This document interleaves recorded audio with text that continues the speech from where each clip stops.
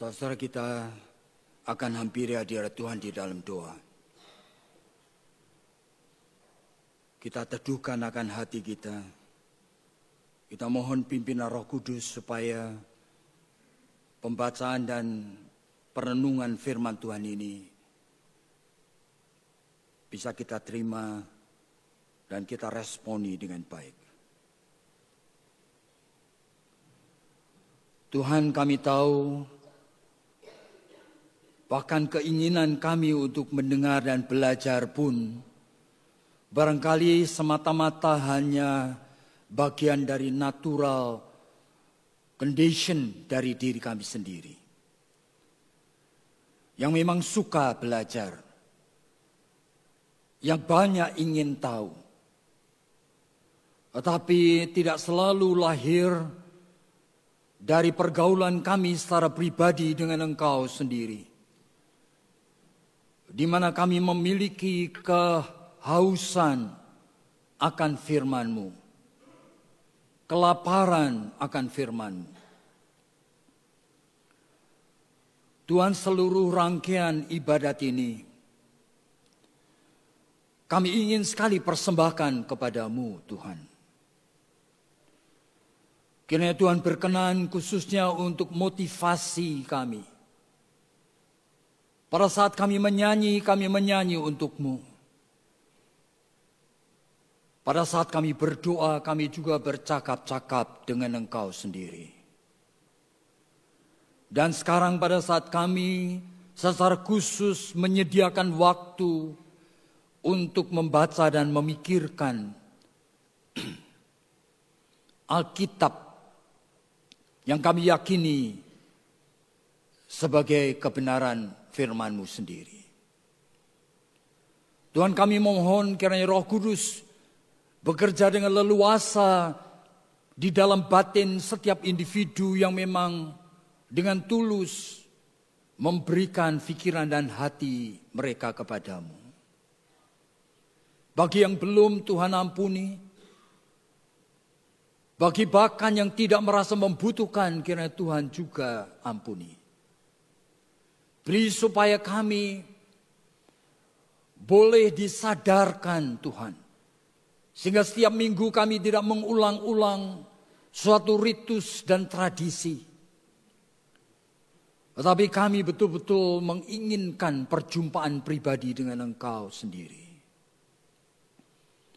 Yang tidak kami lihat dengan mata jasmani kami, tetapi yang hadir sesuai dengan janji-Mu kepada kami. Tuhan, terimalah syukur kami. Oleh karena pasti lebih dari 2 atau 3 orang yang berhimpun pagi hari ini diperkenan oleh-Mu. Kami sebagai anak-anak-Mu siap untuk mendengar, Tuhan.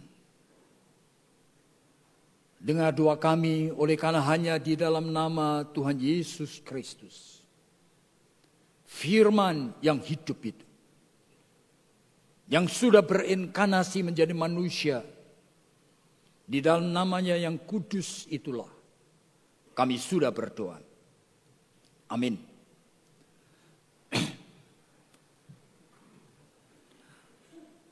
Saudara, hari ini saya diminta untuk mengkhotbahkan satu ayat dari 1 Petrus 2 ayatnya yang ke-24. 1 Petrus 2 ayatnya yang ke-24. Tetapi saya ingin membaca perikop yang tidak panjang itu, mulai ayatnya yang ke-19, saudara. 1 Petrus 2. Hai kamu hamba-hamba, tunduklah dengan penuh ketakutan kepada Tuhanmu. Bukan saja kepada yang baik, yang peramah, tetapi juga kepada yang bengis. Sebab adalah kasih karunia, jika seorang itu karena sadar akan kehendak Allah, menanggung penderitaan yang tidak harus ia tanggung. Sebab dapatkah disebut pujian. Jika kamu menderita pukulan karena kamu berbuat dosa, tetapi jika kamu berbuat baik, dan karena itu kamu harus menderita, maka itu adalah kasih karunia pada Allah. Sebab untuk itulah kamu dipanggil. Karena Kristus pun telah menderita untuk kamu. Dan telah meninggalkan teladan bagimu, supaya kamu mengikuti jejaknya. Ia tidak berbuat dosa dan tipu tidak ada di dalam mulutnya. Ketika ia dicaci maki, ia tidak membalas dengan mencaci maki. Ketika ia menderita, ia tidak mengancam. Tetapi ia menyerahkan kepada Dia, yaitu Allah, yang menghakimi dengan adil. Nah, ini ayatnya. Ia sendiri telah memikul dosa kita di dalam tubuhnya di kayu salib. Supaya kita yang telah mati terhadap dosa, hidup untuk kebenaran. Oleh bilur-bilurnya, kamu telah sembuh.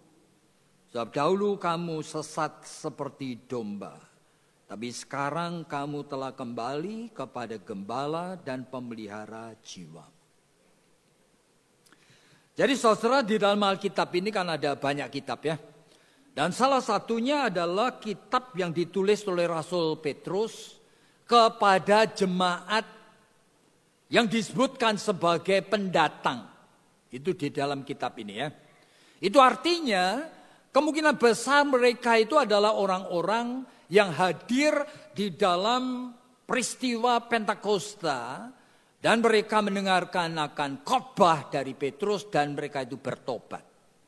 Nah, mereka kembali ke negara-negara asalnya lagi dan di dalam kehidupan mereka rupanya mereka mengeterapkan akan iman di dalam perbuatan sehingga mereka mengabarkan Injil termasuk juga kepada budak-budak. Jadi ini ada orang-orang yang kemudian menjadi hamba-hamba yang menjadi Kristen. Tetapi Paulus mendengar di tengah realita orang-orang Kristen di diaspora ini sedang teraniaya. Dan termasuk hamba-hamba ini juga dianiaya oleh tuannya sendiri. Jadi ini suatu kondisi yang kadang-kadang itu tidak terhindarkan. Oke? Tetapi sebagai seorang rasul, nah Petrus itu kemudian mengirim surat seperti ini. Tentu saja dia yakin dan tahu bahwa tidak semua orang menderita itu dengan penderitaan yang necessary. Jadi cross itu tidak selalu necessary cross. Jadi salib yang diperlukan. Ya, di sini dia mengatakan jangan sampai kamu itu menderita oleh karena kamu berbuat jahat atau kamu membunuh dan sebagainya. Tetapi bahkan jika kamu berbuat baik, ada kemungkinan kamu menderita. Nah, Paulus tentu saja tidak mau menyebutkan penderitaan akibat hal-hal yang lain. Seperti misalnya menderita karena sakit penyakit dan bukan salahnya dia. Paulus tidak menyebutkan itu. Tetapi dia cuma mengingatkan aja bahwa kalau kamu setia kepada Injil dan toh kamu menderita, coba melihat dari perspektif yang benar. Anggaplah itu sebagai kasih karunia. Kenapa? Oleh karena itu privilege, itu hak istimewa. Oleh karena Tuhan itu memberikan kamu ikut mencicipi akan cawan pahit yang dipikulnya. Nah, saudara kalau membaca kitab akan Filipi misalnya, itu di sana juga Paulus sampai mengatakan yang kuinginkan. Setelah dia mencapai level kehidupan iman yang baik, dia mengatakan yang kuinginkan adalah ikut menderita kesengsaraan dan kematian Kristus Yesus. Nah, berarti saudara melihat bahwa memang hidup ini sebenarnya tidak memang harus menderita kan. Tetapi bagi orang-orang the chosen people, orang-orang yang terpilih, saudara makin diperkenan Tuhan, saudara akan diberikan privilege, hak istimewa untuk ikut menderita karena kebenaran. Makanya di dalam Ibrani pasal 11, itu rentetan daftar dari anak-anak Tuhan yang saleh-saleh itu. Dan semuanya menderita. Semuanya menjadi martir. Nah, ini menjadi hal yang saya harap kita pahami. Okay. Nah, tetapi saudara, ayat-ayat ini tidak semua bicara satu poin saja. Nah, sekarang dia berbicara mengenai kalimat bahwa Kristus itu sudah menderita bagi dosa-dosamu di atas kayu salib. Nah, kita memang hari-hari ini sedang merayakan, mempersiapkan masa-masa kesengsaraan Kristus. Mulai dengan masa di mana kita memperingati kalau orang Katolik itu adalah Rabu Abu. Kita tidak memperingati itu. Oke? Di mana kita mulai mempersiapkan 40 hari sebelum mulai masuk di dalam menghayati suffering of Christ. Nah, ini kita akan pikirkan ini. Saudara, cuma muncul pikiran saya, gunanya apa? Apa berfaedah untuk saudara dan saya? Loh, kenapa pendeta di atas mimbar kok justru mengatakan kalimat seperti ini? Apa ada gunanya kita memperingati suffering of Christ? Nah, kita perlu objektif sekarang. Ternyata di dalam hidup ini kita perlu waspada dengan sungguh. Gereja di seluruh dunia itu ada sebetulnya untuk fokus kepada karya keselamatan Allah yang puncaknya adalah salib. Dan gereja untuk fokus seperti itu, setiap minggu ada kebaktian seperti ini. Ada penataran, ada pemahaman Alkitab, ada berbagai macam kegiatan. Nah kan, tujuannya untuk menghidupkan awareness. Siapa kita ini? Kok Allah, anak itu rela mati untuk kita. Tapi pertanyaannya muncul, apa ada gunanya itu? Setelah saya melihat sebetulnya di dunia ini ada banyak gereja yang bagus-bagus. Salah satu gereja yang besar itu didirikan pada tahun 1975. Itu adalah Willow Creek Community Church yang ada di North Barrington, yang ada di suburban area di Chicago. Gereja itu didirikan oleh Bill Hybels. Ya, dia anak seorang kaya yang menyerahkan diri menjadi hamba Tuhan, lalu sekolah di Trinity Evangelical Divinity School, tempat di mana saya pernah belajar di sana. Selesai dia itu mengambil MDiv, kemudian dia juga tidak mau mewarisi kekayaan orang tuanya. Dia berkomitmen seluruh hidupnya untuk Tuhan. Memakai mobil VW yang sudah butut, dia pergi ke daerah yang paling gak laku lah, yaitu North Barrington. Lalu ngapain? Dia mengambil akan Yellow Pages supaya kenal orang-orang, lihat nama, nomor telepon, ya kan? Nah, nama-nama yang kira-kira Kristen ditelepon sama dia, ditawarin. Ya apa? Kalau kita ketemu untuk persekutuan doa dan belajar Alkitab. Ternyata ratusan ditelepon, yang memberikan respon itu hanya beberapa belas. That's okay. Mulailah dari 1975 hanya beberapa belas, sekarang menjadi one of the largest church in the world. Anggotanya 24.000. Nah, gereja ini berapa? Kira-kira mungkin 1.500. Ini 24.000. Gedungnya sekarang luar biasa megahnya. Kalau saya sudah 2 kali kebaktian di sana. Itu kebaktian aja ketika saya datang itu, saya sudah dijemput oleh orang-orang berjas dan berdasi itu 1 kilometer sebelum sampai jalan menuju gereja itu. Diarahkan untuk dapatkan tempat untuk numpak bis supaya diantar ke sana. Lalu ada parking lot yang dia tunjukin. Ya begitu. Nah, ini One of the largest. Saya mengikuti akan Bill Hybels ini lama. Dia menulis lebih dari 30 buku. Bagus-bagus sekali. Dia khotbahnya luar biasa. Dan setiap minggu, setiap bulan, setiap tahun dia membuat suatu leadership summit. Ya, dari Indonesia sudah ratusan orang, hamba-hamba Tuhan termasuk dari GKY yang ikut leadership summit. Yaitu latihan menjadi pemimpin Kristen.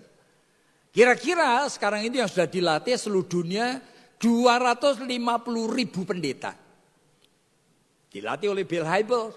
Cabangnya sampai ke Afrika segala. Tapi 2008 yang lalu dibuat sesuatu studi. Nah, studi ini suatu tes dengan kuesioner, tidak usah tulis nama, ya. Terhadap 600 aktivisnya.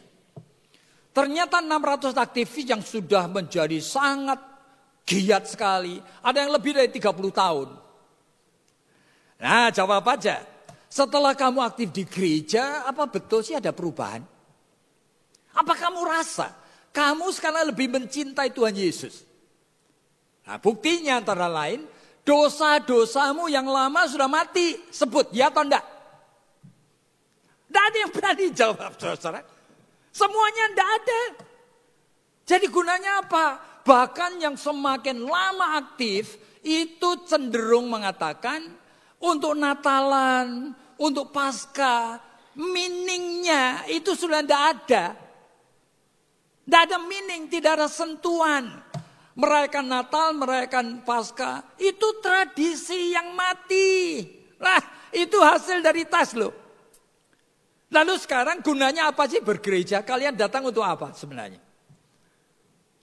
Ini kan persoalan yang saudara mesti harus jujur dong.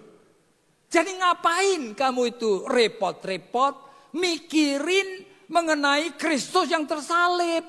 Untuk apa? Nah, padahal kita harus mikirin kan? Ini persoalannya. Jadi pertanyaan saya tadi adalah, apa ada gunanya? Kenapa saya tanya gitu? Mari kita jawab beberapa hal ya. Saudara, di mana sih saudara dan saya hidup? Ini pertanyaan ini saya jawab supaya topik ini saya ganti. Topik ini saya tidak ambil dari ayat itu aja, lalu mentah-mentah saya jadikan topik. Enggak, saya akan jadikan topiknya adalah God business, man's concern. Bisnisnya Allah, kirim anak yang tunggal, mati di atas kayu salib, menebus dosa. Itu kan urusanmu Allah. Man concern. Saudara dan saya manusia. You peduli apa enggak? Nah, sekarang persoalan di sana. Ketemunya di mana? Saudara, kita hidup di dunia itu hidup seperti apa? Ya. Saya akan gambarkan secara abstrak 4 lingkaran. Ini 2 lingkaran bawah. Lingkaran yang pertama dulu. Saudara berimajinasi. Ya kan? 4 lingkaran. Lingkaran yang pertama adalah lingkaran untuk memahami realita kita hidup di dunia yang berdosa. Oke? Di dalam Kejadian pasal yang ketiga, setelah Adam dan Hawa jatuh dosa, ini dunia ini sudah berdosa. Semua manusia berdosa. Tapi dalam lingkaran ini, you mesti tahu loh. Tuhan oleh karena kamu berdosa, manusia berdosa, dunia berdosa, Tuhan tidak menghancurkan. Tuhan tidak menghancurkan. Dunia masih sama persis. Manusia ini masih peta dan gambar Allah. Masih kreatif, masih berinovasi. Manusia yang berdosa ini tahu bagaimana menciptakan dunia setengah surga. Yang sekarang ini saudara sedang hidupi. Dia kreatif setiap aspek. Aspek apa? Mulai dari teknologi sampai kulinari, semuanya. Teknologi. Ya dulu ketika saya di SMP 1 mulai belajar aljabar, saya tidak ngerti untuk apa. A plus B dikurung, kasih kuadrat. A kuadrat 2AB plus B kuadrat. Pokoknya ngapalin tok gitu loh. Saya tidak ngerti gunanya apa. Padahal itu permulaan manusia sebagai peta dan gambar Allah. Untuk membuat formula, untuk memahami alam supaya bisa menaklukkannya. Nah, ini formula seperti ini ada macam-macam luar biasa. Sehingga manusia mulai mikir bagaimana caranya saya terbang. Sehingga manusia mulai mikir dunia ini bundar. Bagaimana saya bisa ngomong dengan orang di seberang lautan sana. Lalu dia mulai bikin bukan hanya pesawat untuk terbang. Pesawat ulang-alik. Ada penumpangnya lagi. Astronot. Bayangin aja. Dan sekarang pesawat itu ngapain? Pesawat itu mau keluar daripada ikatan atmosfer ini. Bahkan dunia diikat oleh atmosfer, troposfer, ionosfer. Lalu ngapain? Begitu mau keluar ternyata terbakar. Oleh karena tidak ada metal yang kuat. Dengan panasnya di sana. Lalu dibuatlah formula baru lagi. Pesawat yang tidak bisa leleh. Sekian puluh ribu degree pun tidak akan menghancurkan pesawat ini. Waduh, kasihan keluar untuk apa? Untuk menaruh satelit di sana. Indonesia punya 2 atau 3 palapa apa itu beli. Oke, untuk apa?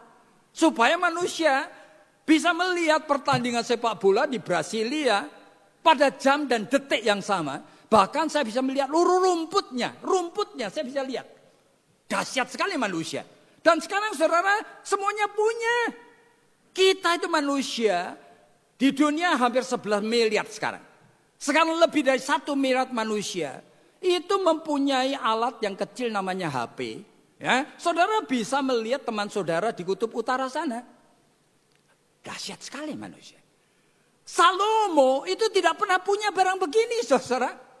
Salomo tidak pernah hanya membayangkan semut lalu mengatakan belajar semut itu rajin. Salomo tidak pernah tahu bahwa manusia itu akhirnya bisa masuk ke liang semut. Tahu semut itu dari bertelur sampai apa itu jadinya seperti apa. Melihat betapa di dalam tanah memakai kamera yang kecil itu. Kita melihat semut sedang bercocok tanam. Sedang menanam akan apa? Ya kan? Akan fungis. Apa itu namanya? Nah, untuk nanti dimakan, apa? Waduh, ini dahsyat sekali. Salomo bermimpi pun tidak pernah. Ini manusia. Oke, sekarang teknologi itu bukan hanya pesawat ulang-alik. Tetapi kita ini memiliki semuanya di sini. Pernah nampak mobil, pernah apa. Tapi manusia bisa mencipta mobil yang luar biasa mahalnya.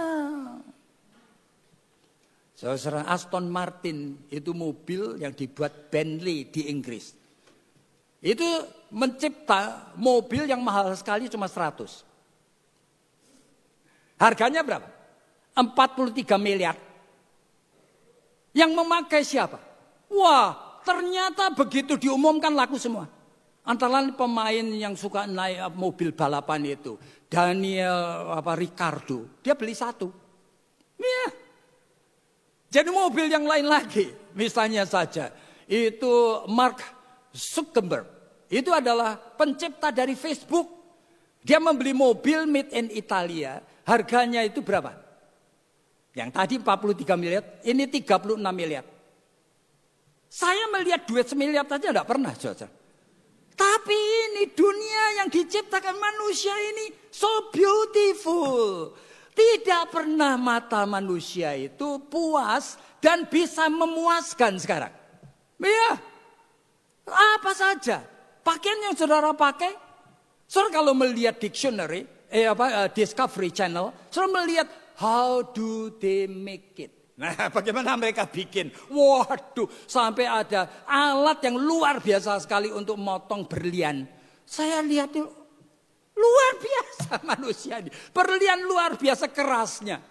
Itu dipotong. Dan alatnya itu didesain begitu rupa.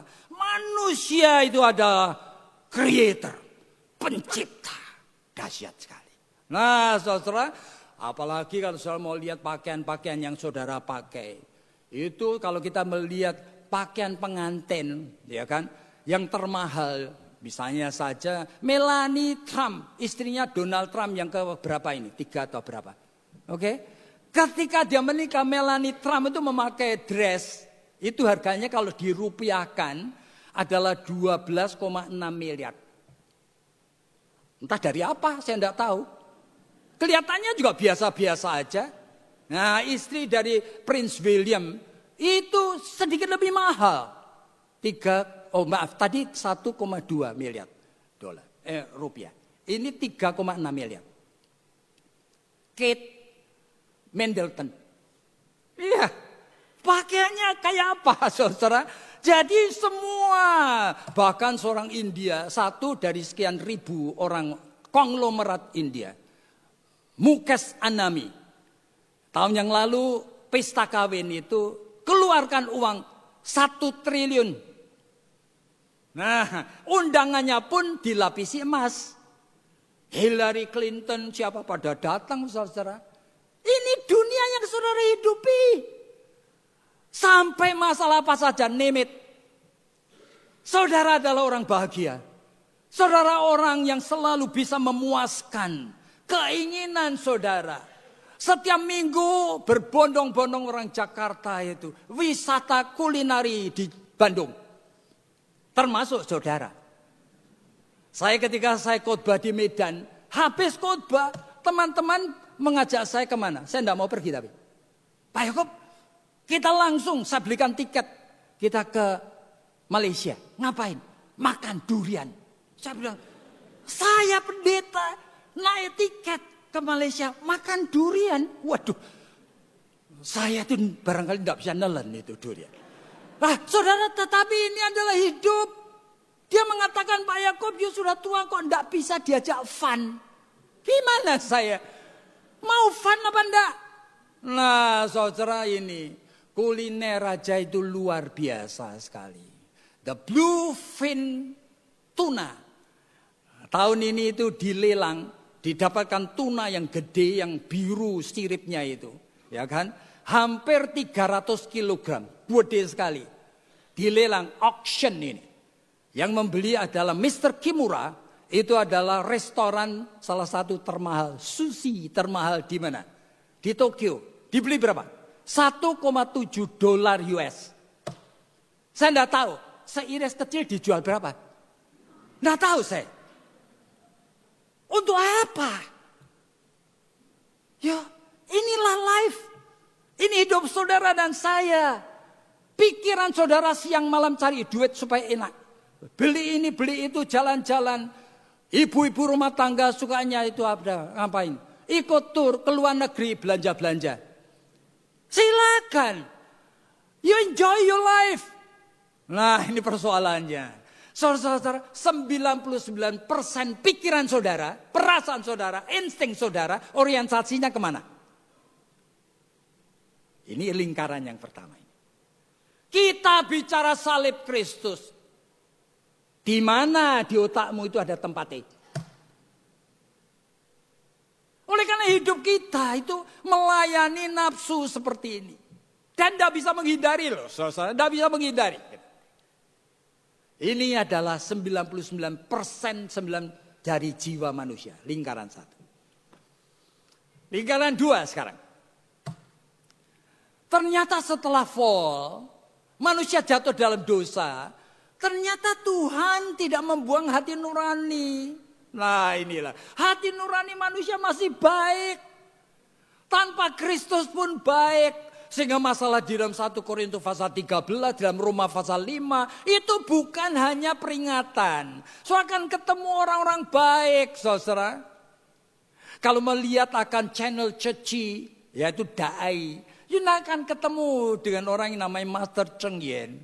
Dan dia dari Ceci. Dan dia itu orang pagi, siang, malam pikirannya baik. Berbuat baik. Terus menerus puluhan tahun. Jadi ini orang baik. Jadi hati nurani manusia merata seluruh dunia. Itu ingin menjadi baik. Sehingga mereka mendidik anak-anaknya baik. Tidak pernah sembarangan. Supaya anak-anak tumbuh menjadi manusia yang seutuhnya. Yang punya hati nurani. Yang rela memberikan ini, memberikan itu. Sehingga orang seperti Bill Gates itu dari Microsoft. Okay? Dia bukan orang Kristen. Tetapi dia sudah memberikan uangnya. Sejumlah kalau dihitung semuanya 30 billion dollar. 30 09. Ayo bayangin aja sudah. Sudah bayangkan. Ini orang baik. Kenapa? Dia tahu ini uang bukan untukku sendiri. Meskipun semua dari Microsoft itu terus-menerus seperti mata air keluarkan uang terus. Iya. Tapi dia rela untuk membantu penyelidikan di Afrika. Supaya orang Afrika itu minum air bersih. Supaya apa? Begitu terus. Orang baik. Jadi saudara itu hidup di dunia seperti ini. Satu pihak saudara sudah terbiasa sekali melayani akan keinginan untuk hidup enak dan bahagia. Realitanya saudara ikut ambil bagian di sana. Sehingga pikiran saudara adalah duit, nanti apa hotel bintang 5, makan sing enak-enak. Ya begitu, pakaian yang api-api, tidur itu sampai waduh. Saya bayangin, Sulaiman tidak pernah lihat ranjang seperti yang saudara tiduri sekarang. Nah pernah saudara, dengan spray yang begitu lembut, yang saudara tidur itu langsung bleksek gitu. Nah, tidak pernah saudara bisa membayangkan ini. Itulah hidupmu, itulah hidupku. Sekarang ada berita mengenai salib, yuk tertarik? Jangan bohong. Yuk tidak tertarik. Itu tuh adalah ajaran agama gitu loh. Yang memang kita harus pelajari. Jadi saudara duduk begini baik-baik seperti anak yang manis. Oleh karena apa? Saudara itu orang Kristen. Rasanya memang harus beginilah kita ini. Tapi keluar dari pintu gereja ini semua lali kabeh. Saudara tidak akan ingat. Saudara tidak akan memikirkan kenapa ya Kristus mati untuk aku. Dia mati di atas kayu salib. Bayangin. Ini lingkaran baru 2. Sekarang saya masih punya lingkaran 2 lagi. Nah lingkaran yang ini adalah, yuk jangan lupa. Sejak manusia jatuh dalam dosa. Semua di dunia ini ada di dalam kuasa iblis. Tidak percaya? Nah Matius pasal 4 itu mengatakan Yesus dicobai oleh iblis. Dan iblis berani loh. Memberikan tawaran kepada Tuhan Yesus. Berani dia. Yuk menyembah saya. Semua aku kasihkan kamu. Masa ini permainan? Ini real. Jadi semua ada di tangan iblis. Tapi ada tapinya. Wahyu pasal 20 mengatakan. Iblis sekarang masih dibelenggu. Nah senang saudara. Oleh karena iblis itu tidak boleh sembarangan. Kalau iblis bisa sembarangan, tidak ada orang bisa seperti saudara ini. Tidak bisa. Semuanya kan hancur berantakan. Tapi masih dibelenggu, menunggu sampai nanti menjelang Kristus datang lagi. Baru dilepas. Sekarang masih dibelenggu. Sehingga munculnya ISIS, dia nyembelain orang, membunuh tidak karuan. Munculnya juga macam-macam penderitaan manusia. Manusia seluruh dunia ini kompak melawan. Jadi saudara jangan pikir iblis masih ya kan meskipun berkuasa menghadirkan orang-orang dan orang-orang ini memang mau dipakai iblis sehingga Tuhan mengizinkan silakan kamu menjadi orang yang pikirannya cuma mau membunuh orang, menganiaya orang, ngebom orang, silakan. Tapi jumlahnya dikit. Dan hati nurani manusia seluruh dunia melawan itu. Jadi jangan saudara pikir. Kita ini berada di tengah dunia seperti ini. Sekarang sayup-sayup dunia yang keempat itu muncul. Sayup-sayup. Tuhan itu membisikkan di dalam hati saudara. Aku ini Allah. Kamu ingat ya. 1 Yohanes pasal 2 mengatakan. Kamu jangan terlalu cinta dunia. Dunia ini akan lenyap. Hidupmu itu hanya seperti asap. Yakobus pasal 4 mengatakan, Mazmur 103 mengatakan, Mazmur 90 mengatakan, kamu persis seperti rumput. Hari ini berbunga, besok itu akan hilang. Nah, kamu jangan terlalu cinta uang. Matius mengatakan, ya kan, di mana hartamu? Kamu ingat, kamu disitulah juga hatimu. Di dalam Timotius diingatkan cinta akan uang, akar semua kejahatan. Nah, seperti itu. Dan di tengah kondisi ini, kamu jangan pikir Dengan kamu punya hati nurani, bisa berbuat baik, kebaikanmu tidak bisa menyelamatkan kamu. Tapi dibisik, ini bukan merupakan tindakan Allah yang langsung saudara berubah. Enggak, you mau terima enggak? Berita dari aku. Aku tahu kamu akan binasa. Oleh karena dosa dari Adam dulu, ya kan? Tetapi aku ingin kamu diselamatkan. Aku tahu bahwa kamu tidak mungkin menerima hukuman akibat dosa.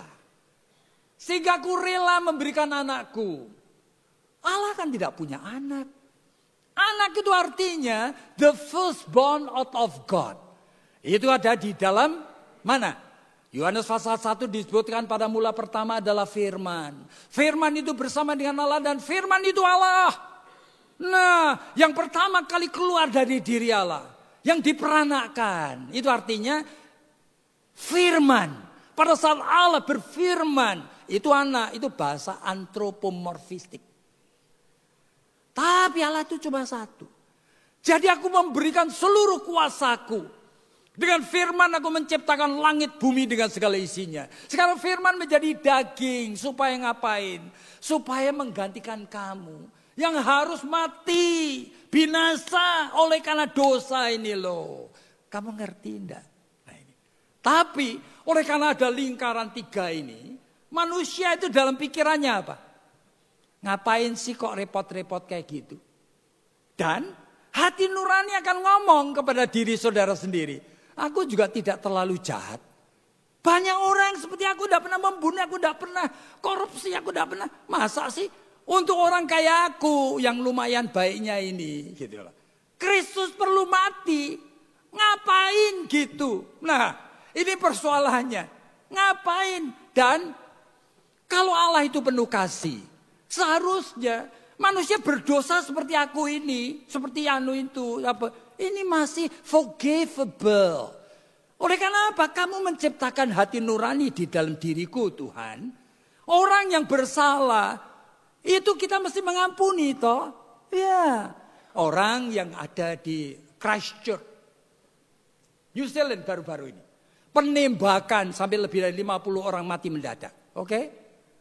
Itu ada seorang laki-laki yang duduk di kursi roda. Orang Muslim. Orang Bangladesh. Dan dia itu istrinya terkapar mati. Ditembak di sana. Ya ketika orang pada ngangkatin itu masih ada orang wartawan yang... Ya kan? Mau mewawancarai dia. Apakah engkau itu mau memaafkan orang yang membunuh itu? Jawabnya apa? Saya dari tadi sudah memaafkan dia. Bahkan dari tadi saya terus berdoa kepada Allah supaya dia diampuni. Bukan Kristen. Jadi hati nurani manusia itu ngomong sesuatu yang mulia. Masa sih Tuhan itu akan membinasakan orang berdosa? Orang berdosa kayak kita yang sudah terbiasa memakai hati nurani ini. Kita bukan penjahat. Nah, saudara, Tuhan itu memberikan bisikan-bisikan. Ya, God business. Bisnisnya Tuhan. Saudara tidak tahu. Dalam 1 Korintus pasal 2 ayat 9. Para Rasul Paulus mengatakan segala sesuatu yang Allah lakukan. Segala sesuatu yang Allah sediakan itu. Tidak pernah ada dalam pikiran manusia. Tidak pernah muncul dari hati manusia. Jadi manusia sebetulnya tidak menganggap itu masuk akal. Sekarang. Di tengah kondisi saudara bersuka cita membangun hidupmu. Tawaran Injil diberitakan. Laku enggak? Enggak laku. Saudara cuma beragama toh. Saudara jangan bohong. Saudara dan saya tidak butuh berita-berita seperti itu. Ini skandalon yang paling utama. Di tengah realita, saudara dan saya sebetulnya tidak mau mikir itu. Kristus mati, ngapain mati? Kristus begini, ngapain begitu? Allah tahu. Sehingga dia memberikan sesuatu yang saudara tidak punya. Yang disebut iman. Iman itu apa? Saya pernah memberikan suatu definisi sebagai orang reform. Faith, what faith is all about. Faith is inevitable phenomenon. Gejala yang tidak bisa kita hindari. In which one is positioned before God. Tahu-tahu saya itu sudah berada di hadapan Tuhan and only has one choice. Saya cuma punya satu pilihan. Tidak ada pilihan yang lain. Saya belajar menyembah dan mencintai Tuhan. Itu faith. Saudara, entah caranya jadi Kristen apa saya tidak tahu. Ada yang lahir dari keluarga Kristen. Ada banyak yang tidak pernah dulunya itu dari keluarga agama lain. Tapi entah kenapa saudara sudah dibawa Tuhan untuk berdiri di hadapan Tuhan. Dan saudara meskipun perasaan saudara ke kanan, ke kiri, ke utara, ke selatan untuk diri sendiri. Saudara tidak mau lari. Saudara ingin menyembah dia. Saudara ingin memuliakan dia. That is faith. Dan Agustinus mengatakan, orang yang sudah mendapatkan ini, mendapatkan fidusia. Fidusia itu iman. Tapi saudara mesti kenal, fidusia terdiri dari 4 tahap. Yang pertama, saudara kalau betul mendapatkan anugerah iman, saudara mesti punya gejala yang namanya notisia. Sebelum notisia, maaf, gratia. Yaitu anugerah. Saudara mesti ngerti dan punya the joy of being saved. Saya kenapa Tuhan? Kok diberi anugerah sampai saya percaya? Percaya itu artinya saya rela mengorientasikan hidup saya, mendekat-dekatkan diri saya kepada Tuhan. Lah aneh sekali itu. Padahal saya tidak punya kebutuhan ini. Saya tidak jelas kenapa saya begitu. Tapi saya ingin sekali dekat Tuhan. Itu namanya gratia. Nah saudara, gratia di dalam perjanjian baru seringkali bahasanya itu macam-macam. Kadang-kadang dituliskan dan istilahnya adalah kasih yang mula-mula.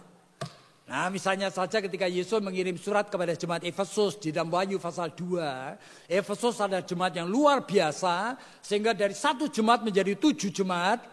Dan ini menjadi jemaat yang sangat setia. Sehingga belajar teologi, belajar doktrin. Sehingga pendeta yang namanya Nikolaus. Itu mereka langsung tahu ini sesat. Nah jemaat ini juga disebutkan jemaatnya luar biasa. Oleh karena apa? Rela menderita untuk nama Yesus. Hebat ya, tapi ada tapinya. Dalam surat tersebut Yesus mengatakan apa? Sayang sekali kamu meninggalkan atau kehilangan kasih semula. Kenapa dikatakan begitu? Nah saudara lihat sekarang. Kisah Rasul-Rasul pasal 19. Ketika Rasul Paulus itu pergi ke Efesus. Efesus itu penuh dengan penyembahan berhala dewa Artemis. Itu luar biasanya mencekam seluruh hidup mati daripada orang Efesus. Dan ketika Paulus datang memberitakan Injil, itu persis seperti cahaya matahari yang masuk ke dalam kegelapan. Mereka menyambut dengan penuh sukacita. Sehingga seluruh jemaat Efesus itu menjadi jemaat yang sadar dapat gratia. Nah anugerah, penuh sukacita. Nah sekarang persoalannya. Saudara dan saya itu apa punya pengalaman seperti ini. Saudara tahu akan gratia. Apa saudara merasa bersyukur oleh karena keselamatan? Saudara tahun 1972 ada sebuah pesawat terbang dari Uruguay melewati Gunung Andes. Semua puncaknya tertutup salju sepanjang tahun. Membawa 45 penumpang.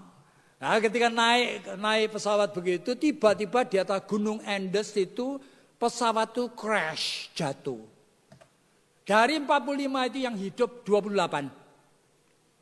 Mereka bernaung di bawah reruntuhan daripada pesawat. Tinggal di situ, ada yang kakinya patah, tangannya patah, ada yang lecet ini, lecet itu. Mereka 25 orang itu try to survive. Lalu ngapain? Ya makan makanan yang ada. Ternyata tidak sampai seminggu habis. Lalu bagaimana? Setiap kali ada pesawat lewat terlalu tinggi. 3.500, 4.000 meter dari bumi. Tidak kelihatan. Tidak pernah lihat. Wah tuh putus asa mereka. Lalu mereka hidup dengan apa? Terpaksa yang berani itu kemudian punya ide. Jadi membawa mayat teman-temannya itu jauh. lalu dipotongin kecil-kecil, lalu diberikan kepada teman itu. Kamu pokoknya tidak usah mikir, ditelen aja. Berapa lama mereka hidup dengan makan mayat teman? 72 hari. Lebih dari 2 bulan, saudara. Luar biasa. Setelah 72 hari, pas ada pesawat itu agak pendek melihat. Langsung kirim 2 helikopter, semuanya selamat. Saya pengen tahu ya. Setelah keadaan seperti itu, the joy of being safe seperti apa? Waduh, barangkali nangis, barangkali berguling-guling di salju. Barangkali sepanjang tahun ketemu siapa saja akan ngomong. Itu namanya orang yang ngerti gratia. Ini keselamatan daripada mati sementara. Tapi kematian yang Tuhan Yesus tebus. Kematian kekal. Tapi cuma 0,01% orang Kristen yang punya gratia. Pada saat merayakan Jumat Agung dan Paskah. Tidak ada yang tersentuh.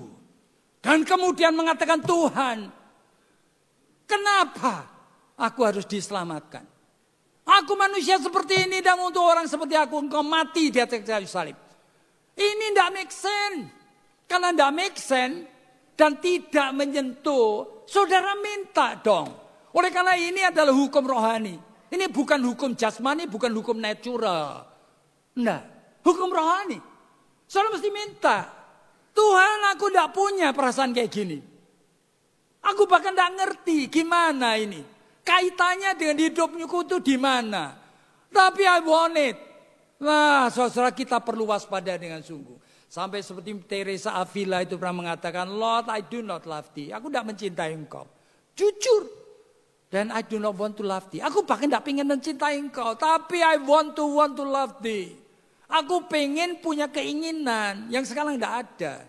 Ini iman adalah respon di tengah ketidaktahuan. Iman adalah tekad meresponi. Meskipun perasaan dan pikiranmu tidak hadir.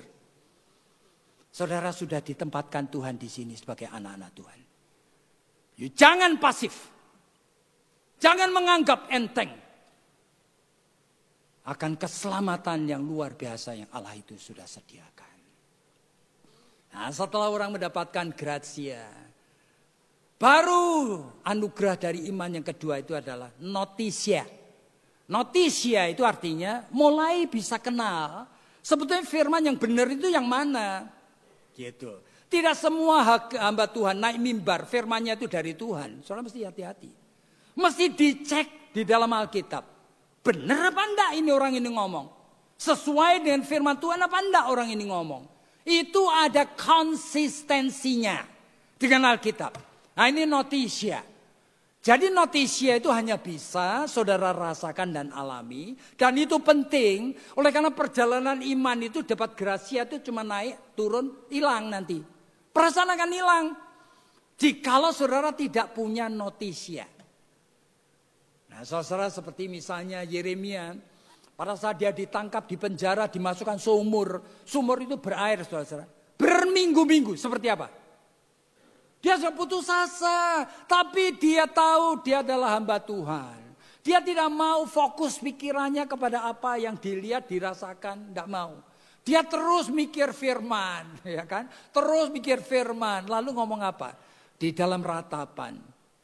New every morning. Tuhan mulai menyingkapkan sesuatu yang baru setiap hari. Dan dia mengatakan, oh God, the greatest of thy faithfulness. Kasih setiamu itu luar biasa.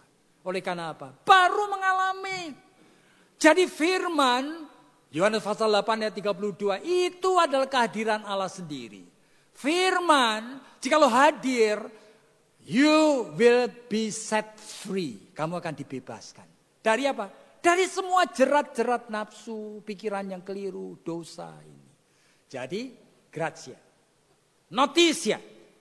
Baru saudara harusnya mendapatkan asensia. Asensia itu adalah anugerah untuk berani rely on the truth. Itu artinya, Tuhan saya tahu sulit mengikuti firman. Tapi aku mau. Aku mau rely on. Aku mau dituntun. Aku mau diubah. Itu namanya asensia. Yesaya pasal 40 itu mengatakan orang-orang muda, teruna-teruna, bisa berlari-lari dan jatuh tersandung. Pemuda-pemuda yang gagah bisa menjadi letih dan lesu. Tetapi orang yang berharap kepadamu, dia akan memperbarui kekuatannya. Dia akan terbang sama seperti seekor Raja Wali. Nah, kenapa Yesaya mengatakan itu? Oleh karena Raja Wali itu binatang yang unik sekali. Saudara-saudara kalau di rumah pelihara parkit sudah akan tahu. Itu kalau sudah semakin tua, cucuknya itu bengkok. Terlalu panjang.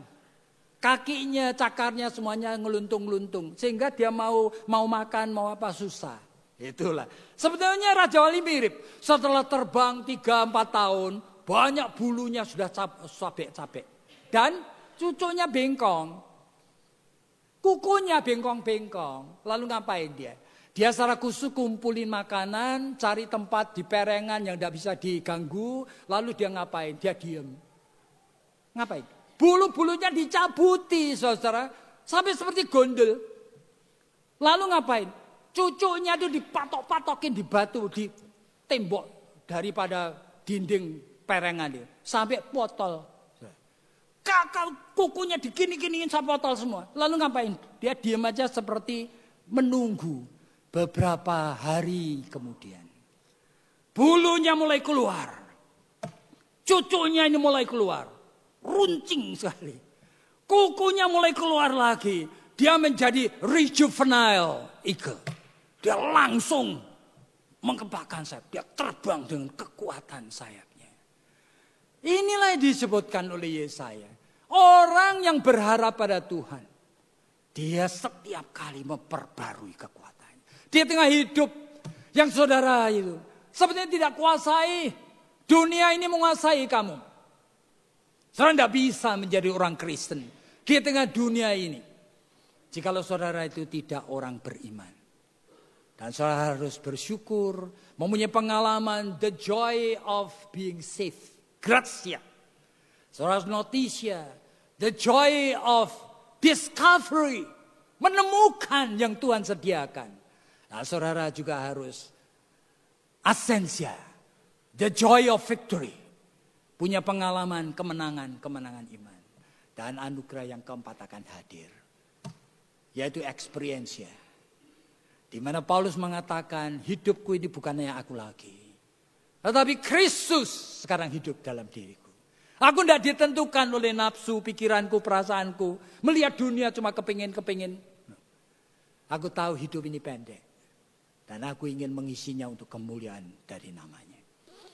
Jadi untuk apa kita itu kumpul di tempat ini? Oleh karena saudara ini bukan orang lain. Saudara anak Tuhan. Saudara dan saya bukan anak dunia. Jangan memperhambakan diri saudara kepada dunia. Dengan segala keinginannya. Apa tidak boleh kita makan enak? Boleh, tapi sadar. Saya tidak diperbudak. Saya adalah anak Tuhan. Mari kita hidup sebagai anak-anak yang berkemenangan. Mulai sekarang. Dan kita menyongsong masa-masa dari Jumat Agung dan Paskah ini. Dengan penantian pengucapan syukur. Kiranya Tuhan memberkati setiap individu yang masih punya kepekaan rohani. Untuk menyenangkan hati Tuhan.